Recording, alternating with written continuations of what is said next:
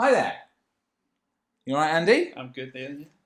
This is Andy. Andy is probably the least likely person to come and talk to me with several cameras and a big light pointed at his face. He's a very unassuming chap. I'm not going to talk for you all night, don't worry. But what has come to pass in order to get us to the point where you're doing this? To make yourself uncomfortable yet again? Yeah. So I decided I was going to run from London to Bristol. So that's going to be 174 miles across 12 days, which on average is about 15 miles a day. Some days are a bit shorter, some days are a bit longer. I think the longest day is 17.5 miles. Okay. Excellent. Yeah. And so mine, there you go. That is quite the feat. You signed yourself up for that. Yep. And then you've come and done this as well, which is obviously another thing you're not comfortable with. Mm-hmm. So for people that don't know Andy's not comfortable with the spotlight, and we thought it would be great to talk to you, first of all, to raise awareness of what you're doing, because there is a reason why you're doing it. You didn't just wake up one day and go, do you know what? Yeah, I'm going to go. I really always wanted to go to Bristol. Never mind the train. I've got a car. Never mind all that. I'm going to run. Yep. But also just to talk to you about how it's been going, the preparation, and the mental journey as well, and the whole thing. Yeah. But I guess before we circle round to the event, we could talk a little bit about how we met, how we came to meet, Andy. How we came to meet. Yeah, the right. Story of Ian and Andy. So I stumbled across a website called Greenwich Training when I googled gyms in Greenwich, wanting to get back into I started running in the pandemic, kind of got a bit of fitness back, having stacked on a load of weight when I was, you go into work, you get out, your sport habits, team sports, rugby, hockey and things like that, they kind of fall by the wayside. Stacked on a load of weight, then during the pandemic, kind of got bored being at home, started running. Then I got to a point where I didn't really know what I was doing. Mm-hmm. So I started looking for a bit of guidance, a bit of somewhere to go and kind of learn what to do to get better at running. Mm-hmm. Came across you guys, met you for a pitch. Yeah. Sell to me.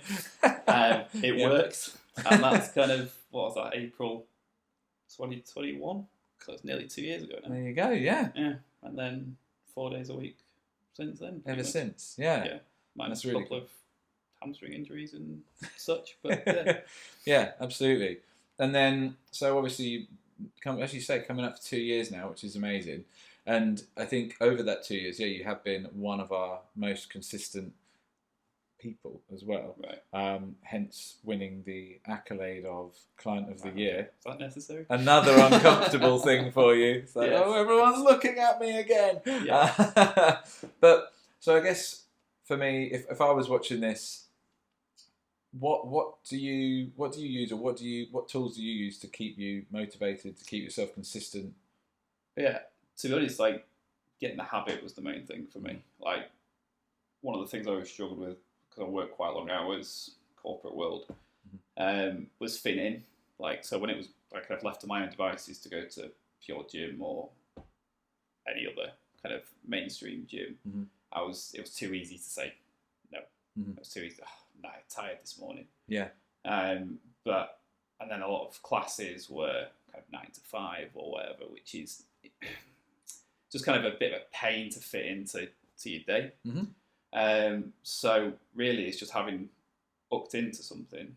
When I've booked into something, right, that's in my diary now, that's in my day. So I'm actually kind of filling my diary up with things like that, and it helps that you have a 6 o'clock class, which suits my time frame. So I stick to it, feel good afterwards, and then once you're in that kind of cycle, you do it, you feel good, you do it again, you feel good, you do it again, you feel good. Then all of a sudden you kind of feels weird not to have it.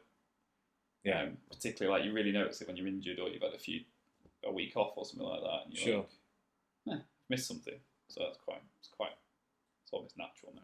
Yeah, so it's not a choice anymore. It's an unconscious choice to go. Yeah, I think so. It's just part of your day. It's part of your routine now, which I think once you get to that stage, it's easy. Amazing. I'm sure there are a lot of people. Pretty tricky, but yeah, absolutely. There's a lot of people who'll be watching this thinking, "Oh, good. There is that point does come," and that's the thing. So I think it's good to know that you weren't a massive gym rat before you came to join us, and anything Not like at that. all. I know your background, like you said, in team sports. Yeah. So, and I think we've heard that a couple of times actually from people saying the atmosphere of the community is similar to that of a sports club, or if you've grown up playing The only team sports. difference between the sports club that I grew up in and this is, you're not 8 pints in at 8 o'clock on a Saturday night. Yeah. Which again, obviously, like kind of, it's great for the social side of it, but obviously offsets a lot of the benefits. And Sure. even then, like there's things that are kind of very similar about this environment. Like in the same group, you got the same types, you got the same people because they've got the same routine. Yeah. You get the same jokes running on. You get the same. And actually, sometimes it can be a 6 o'clock session, and it can be 6:45 before you even realise you're in a session. Yeah. Brilliant. And then it all hurts, and then you realise actually it brings you back down to earth. But and everybody's got different aims and things, which again makes it easier. I think. Yeah. There's things that out of the group that we have at 6 o'clock in the morning, there's things that I'm far better at than other people in the group. Mm-hmm. But then I can't touch my toes, or I can't. There's things that I really struggle with that other guys find natural and dead easy. So that kind of just means that you feel more relaxed about everything. Yeah. Every day's a bit different. Brilliant. Yeah. Cool. And then so in the last, how long ago is it now? What, 2 months that you joined the Awaken Man as well? That would have been beginning of December, I think. Cool. So, yeah. So 2 months. Bang on. Get me. Yeah. So I have been part of a men's coaching group. We do daily calls, 12 till 1, every Monday to Friday, so 5 days a week. It's a big commitment, but one of the best things I've ever done. And obviously as a coach, I'm a big believer in coaching, and you kind of came to me and showed an interest in doing something around that side of things. So I put you in touch with Ben and with Pete, and you ended up joining that as well. Yep. So that's been really good, and I think enabled you to level up again, hasn't it, through that extra bit of coaching? Yeah, I think so. I kind of viewed it in a similar way, in the sense that, like, if you want to do kind of consistent little things to make your body stronger and faster, like working in the kind of environment that I work in is quite high pressure. It's quite decisions now. It's big decisions now. Like, you kind of need to look after that as well and maintain that.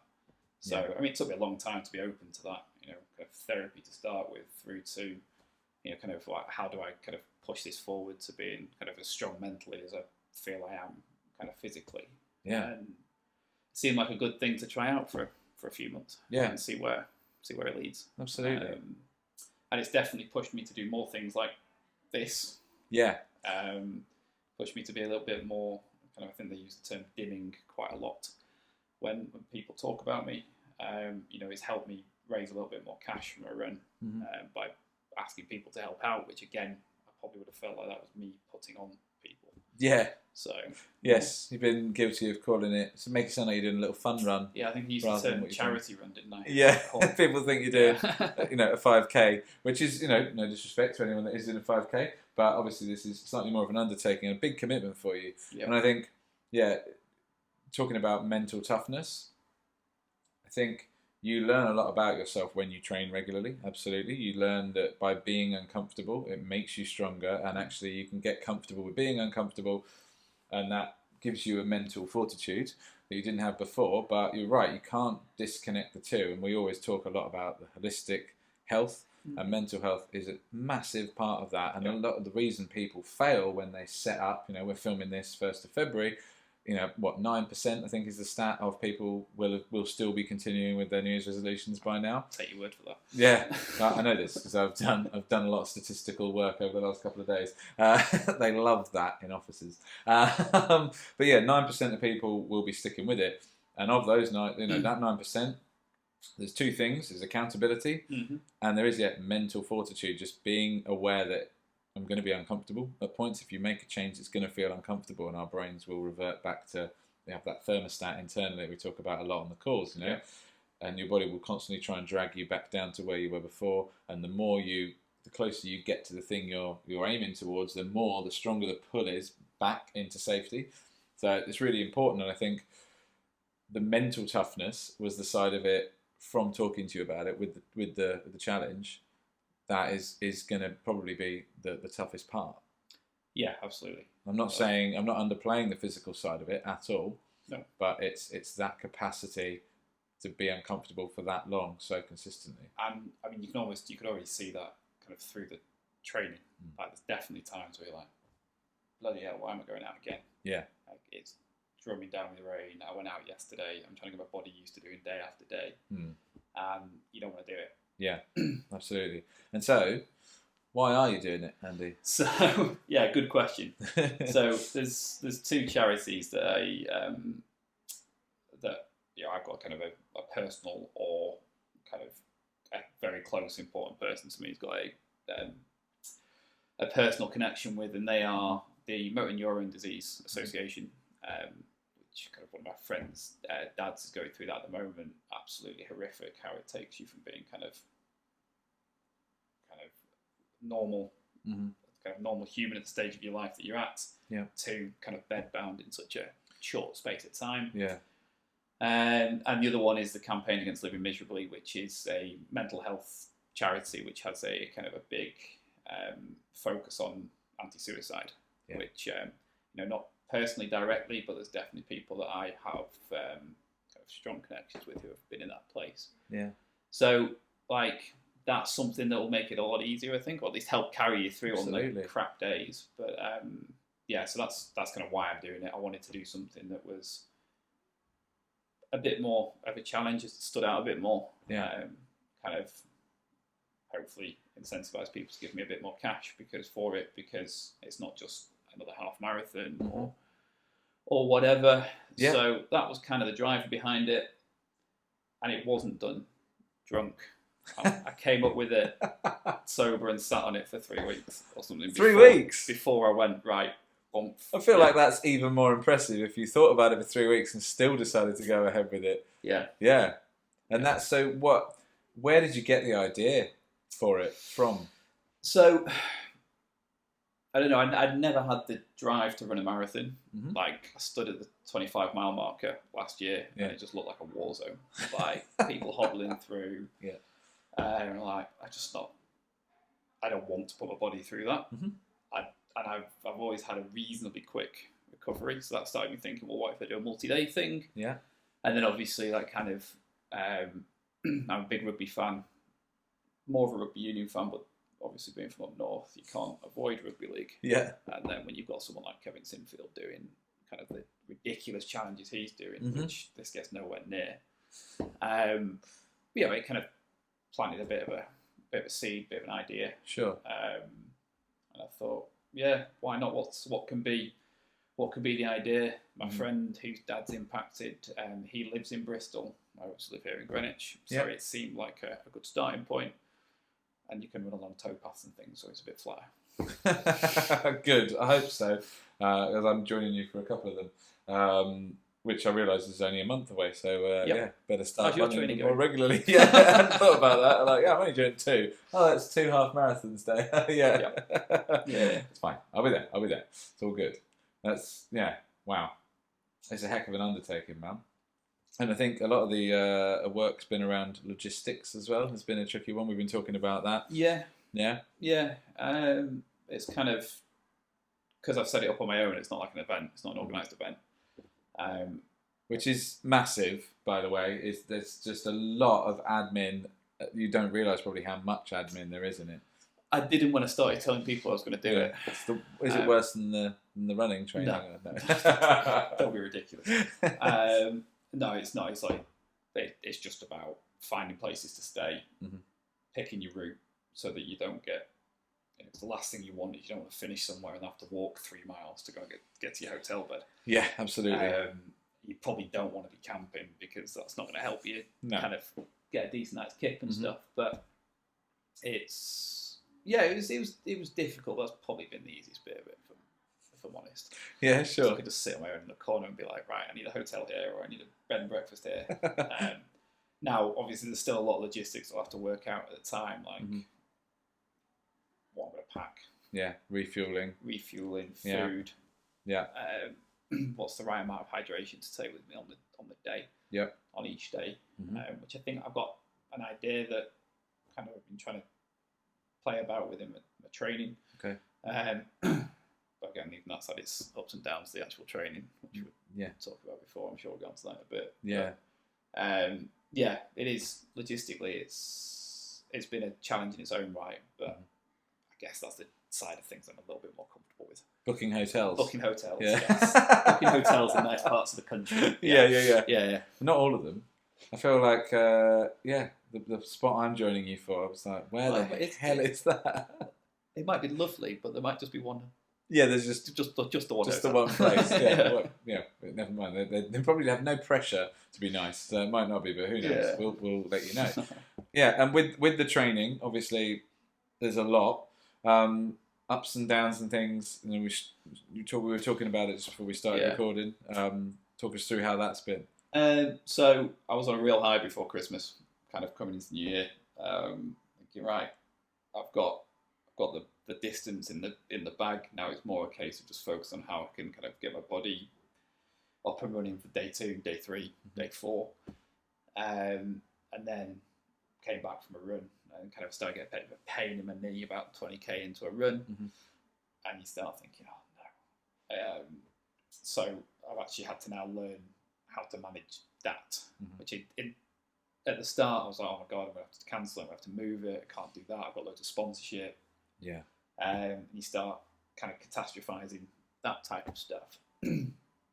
But, it was kind of came to a couple of sessions and I realised that there were only certain things that were kind of impacting that kind of IT band of my knee. So that must mean that I'm not kind of significantly damaged anything. It's just a particular motion that it doesn't like at the moment. Yeah. So then, kind of with the help of a bit of physio and stuff, that seems to have strengthened up a little bit now. And I'm now just I've learned a lot more about how to kind of manage myself, manage my body, and it's not all just about, well, I've got a 3-day weekend this weekend, let's go and run 15k or something, because that's not necessarily going to help me get through it as much. So whilst obviously putting the miles in is massively important, I guess I've had to learn other bits of that as well, other bits of that process, which I probably wouldn't have even considered if I'd have just sailed through the training. This is it. I feel like it's good that you had a niggle. Otherwise, that would have been the first real experience of that whilst doing the event, and that could have A, weighed down on you mentally, but B, you might have thrown it out before maybe you needed to. So and stopped, heaven forbid. Yeah. Although I keep telling myself, like, worst case, I can walk that distance in a day. Yeah, absolutely, mate, you can. And that's exactly it. It's supposed to be a challenge, and that's why people are going to cough up some dosh and donate, because it's an inspiring thing you're doing. And I know you hate hearing that. Yeah, but it is. Like, I don't know anyone else that's done anything like this, to this extent, to this scale, and also to come up with it of your own accord, not an organised event. It's pretty unique. So you need to not worry about it or not be too hard on yourself if you're not smashing PBs every day on the half marathon. It's like, oh, it's only 1 hour 50 today. That's terrible. You shouldn't be thinking like that. It is a case of, I'm going to make that distance every day. Yeah. And if you're walking, no worries. Yeah, I think that's got to be the mindset, and that's the kind of baseline of it. Yeah, only a 150. PB's only 148. Exactly. I thought so. Yeah. But you're absolutely right. But I think some of that mindset shift, as much as you tell yourself it, sometimes you need something to go wrong to actually realise it. Or at least that's how I'm reframing it all at the moment. Because I think last week I was pretty. If you spoke to my partner, she'd be saying, like, you're talking like you're done. Right. Like, definitely at points, particularly last week and the week before. But I've kind of managed to shift that a little bit now. And it's going to happen. Yeah.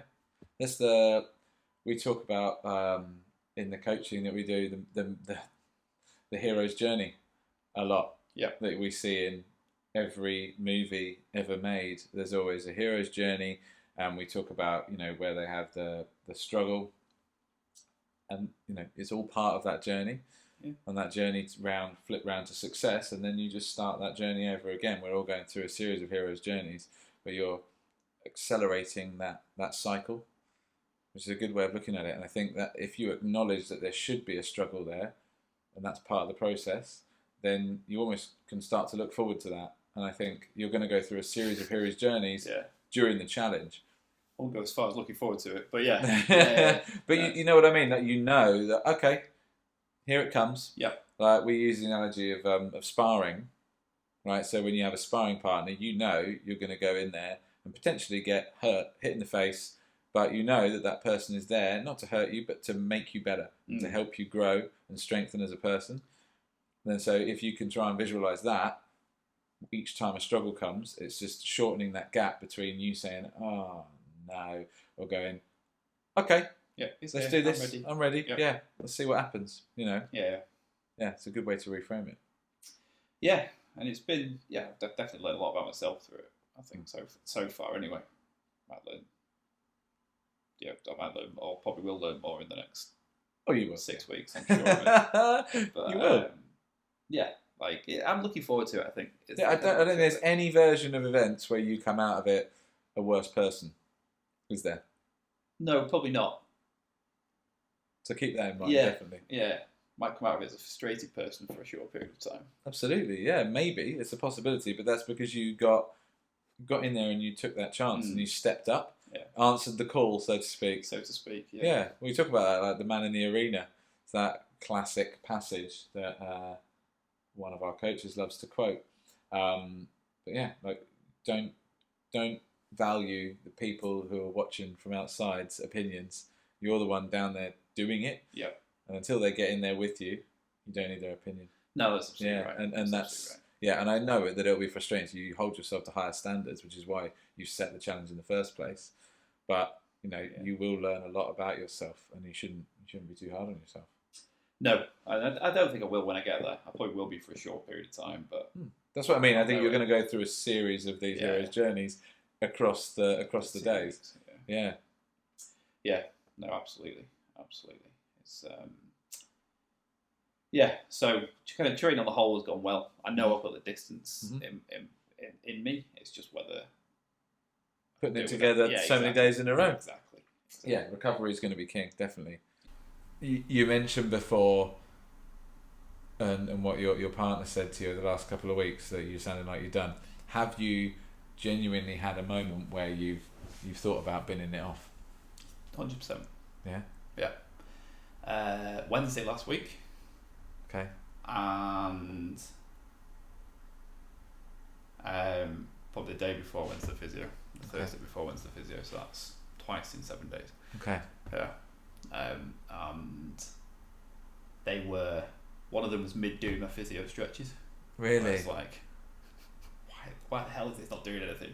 Yeah. And the other was kind of, I guess, me projecting almost projecting my worst case scenario onto the physio, saying, "Nah, you're gonna have to stop running." Right. Which didn't happen, which was good. Yeah.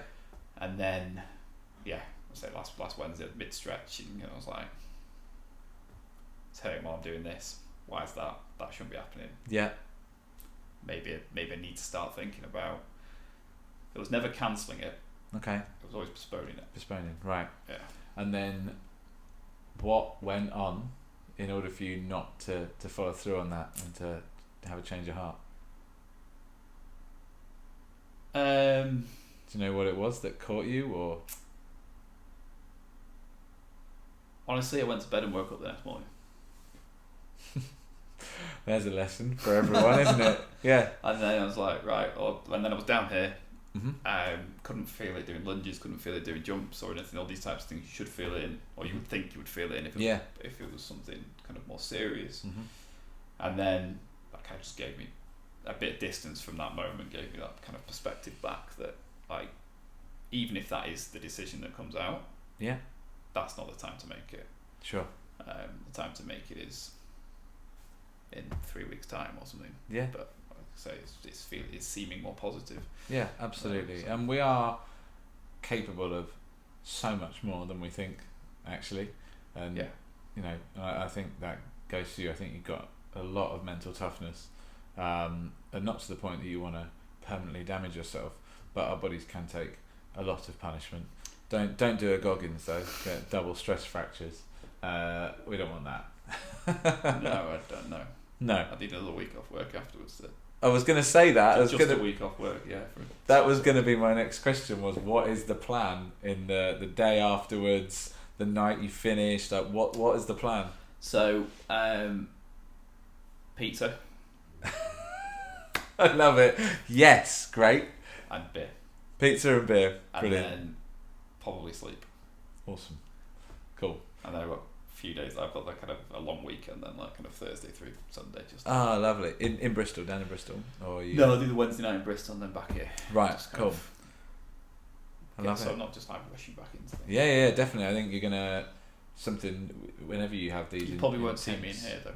It's fair enough. Yeah. That's all right. On the phone. Yeah. Where are you, lazy bastard? Yeah, all good. I think you need to give your head those moments to absorb and process what's gone on, because you're going to have stories to tell off the back of this. You know, you'll never be a dull dinner party guest anymore. No, not that you were, Andy. It's okay, but I don't know. I've had my moments. It becomes very obvious when I don't want to be somewhere. Yeah, like right now.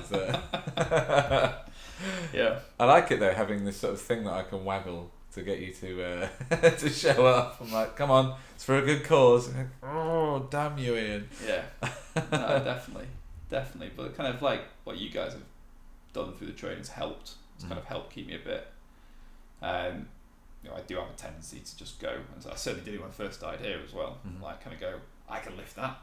Yeah. And you maybe do like half a set on it or something, or whatever, and then you're like, oh, actually, like, I'd be better coming and doing that 3 days. Yeah. In a week instead of killing myself on a Monday and then. Yeah.